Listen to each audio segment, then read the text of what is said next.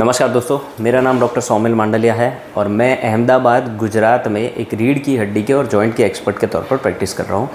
दोस्तों, आज का जो टॉपिक है वो है स्पॉन्डाइलोलाइसिस। ये बहुत ही इंपॉर्टेंट टॉपिक है क्योंकि इसकी ट्रीटमेंट एकदम स्ट्रेट फॉरवर्ड होती है। अब आप समझिए कि स्पॉन्डाइलोलाइसिस क्या होता है। ये स्पॉन्डाइलोलाइसिस जो है उसमें बेसिकली आप समझिए ये L3 वर्टिब्रा है और ये L4 वर्टिब्रा है। ये जो आपको दिख रहा है स्ट्रक्चर, ये वाइट जो इसको और पीछे कनेक्ट कर रहा है, ये इसे पार्स बोलते हैं।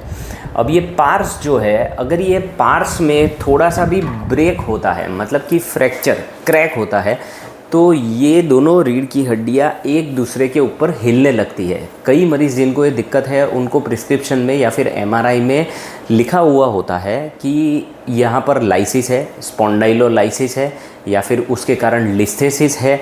L3-4, L4-5, L5S1 इन जगहों पे ये सबसे ज़्यादा देखा जाता है। अब इसमें क्या दिक्कत हो सकती है?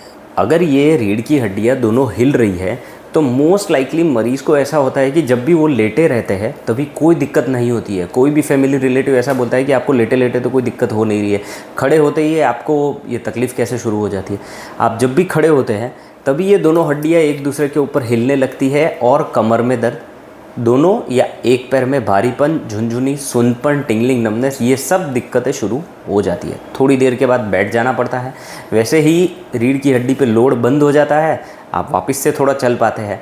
तो इस कंडीशन को कहते हैं लाइसिस, और लाइसिस के कारण लिस्थेसिस होता है। लिस्थेसिस मतलब हड्डियाँ एक दूसरे के ऊपर हिलना, लाइसिस मतलब फ्रैक्चर और लिस्थेसिस मतलब हड्डी एक दूसरे के ऊपर हिलना।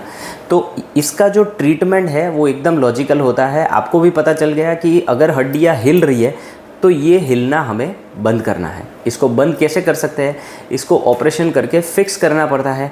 यहाँ लाइसिस में जैसे ही दोनों हड्डियों का मूवमेंट बंद कर देते हैं, वैसे ही पीछे के नस जो होती है, नस के ऊपर का दबाव चला जाता है और इमीडिएटली दूसरे ही दिन ये सब दिक्कतें जो है वो बंद हो जाती है।